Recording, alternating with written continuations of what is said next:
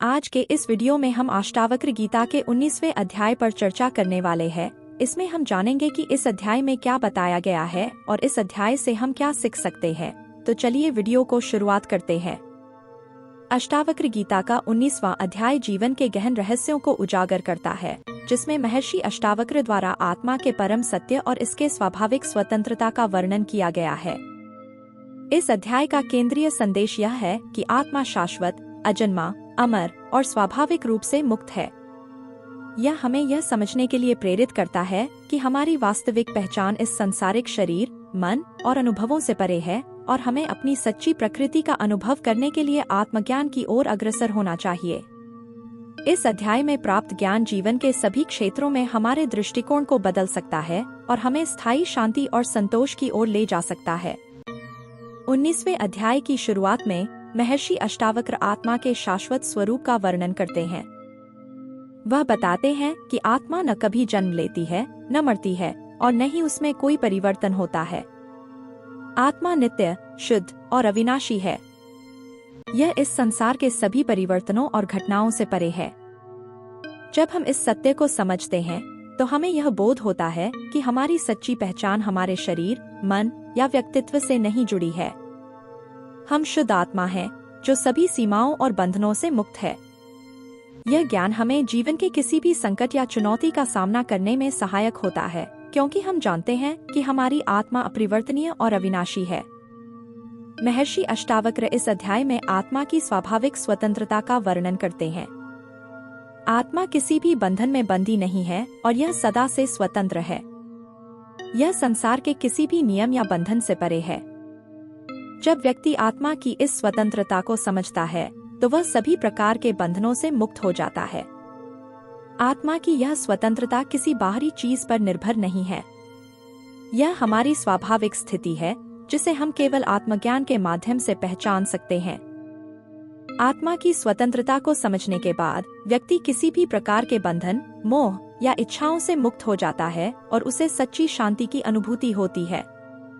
अष्टावक्र गीता के 19वें अध्याय में महर्षि अष्टावक्र जगत के माया स्वरूप का वर्णन भी करते हैं। वह बताते हैं कि यह संसार एक माया है जो अस्थायी और भ्रमात्मक है।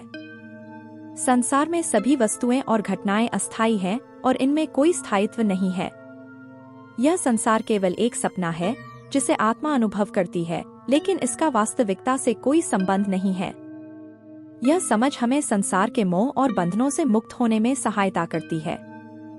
जब हम यह जान लेते हैं कि यह संसार केवल माया है, तो हम इसमें उलझते नहीं हैं और अपनी सच्ची प्रकृति की ओर ध्यान केंद्रित करते हैं।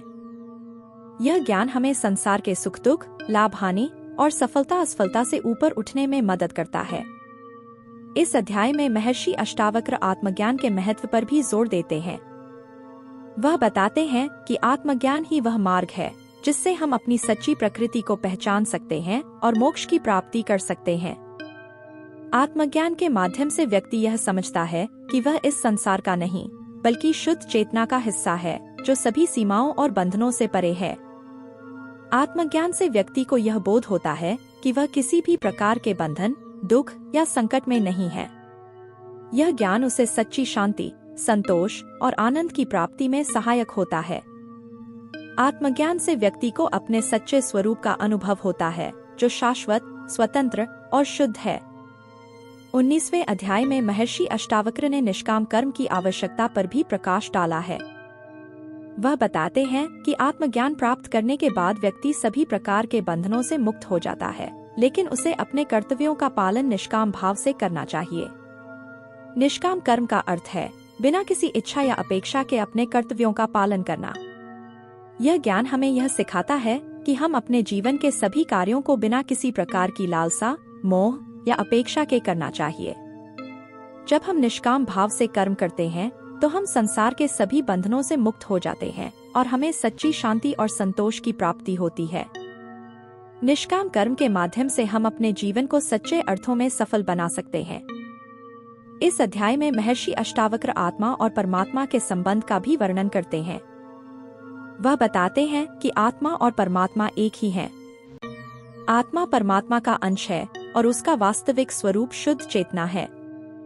आत्मा और परमात्मा के बीच कोई भेद नहीं है, दोनों एक ही हैं। यह ज्ञान हमें यह सिखाता है कि हम परमात्मा से अलग नहीं हैं। हम उसी शुद्ध चेतना के अंश हैं जिसे हम परमात्मा कहते हैं। जब हम इस सत्य को पहचानते हैं तो हमें सच्ची मुक्ति और मोक्ष की प्राप्ति होती है। इस ज्ञान से हमें यह समझ में आता है कि हमारा सच्चा स्वरूप परमात्मा के साथ एकता में है और हमें किसी भी प्रकार के बंधन या अज्ञानता से मुक्त होना चाहिए। महर्षि अष्टावक्र इस अध्याय में यह भी बताते हैं कि आत्मज्ञान के माध्यम से व्यक्ति संसार के सभी बंधनों से मुक्त हो सकता है।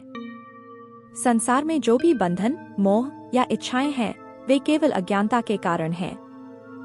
जब व्यक्ति आत्मज्ञान प्राप्त कर लेता है तो वह सभी प्रकार के बंधनों से मुक्त हो जाता है और उसे सच्ची शांति की प्राप्ति होती है। यह सिख हमें यह समझने में मदद करता है कि संसार के बंधनों से मुक्ति के लिए हमें आत्मज्ञान प्राप्त करना होगा। यह आत्मज्ञान हमें हमारे सच्चे स्वरूप का बोध कराता है और हमें संसार के सभी मोह, इच्छाओं और बंधनों से मुक्त करता है। जब हम संसार के बंधनों से मुक्त हो जाते हैं तो हमें सच्ची शांति, संतोष और आनंद की प्राप्ति होती है। अष्टावक्र गीता का 19वां अध्याय हमें आत्मा के शाश्वत स्वरूप, इसकी स्वतंत्रता, संसार के माया स्वरूप, आत्मज्ञान के महत्व, निष्काम कर्म की आवश्यकता, आत्मा और परमात्मा के संबंध और संसार के बंधनों से मुक्ति का गहरा ज्ञान प्रदान करता है। इस अध्याय के माध्यम से महर्षि अष्टावक्र ने यह सिखाया है कि आत्मज्ञान के माध्यम से हम अपने सच्चे स्वरूप को पहचान सकते हैं और सच्ची मुक्ति की प्राप्ति कर सकते हैं। यह अध्याय हमें यह सिखाता है कि हम संसार के किसी भी प्रकार के बंधन, मोह या इच्छाओं से ऊपर उठें और आत्मज्ञान की प्राप्ति के लिए प्रयासरत रहें। आत्मज्ञान से ही हमें सच्ची शांति, संतोष और आनंद की प्राप्ति होगी और हम जीवन के सभी बंधनों से मुक्त हो जाएंगे।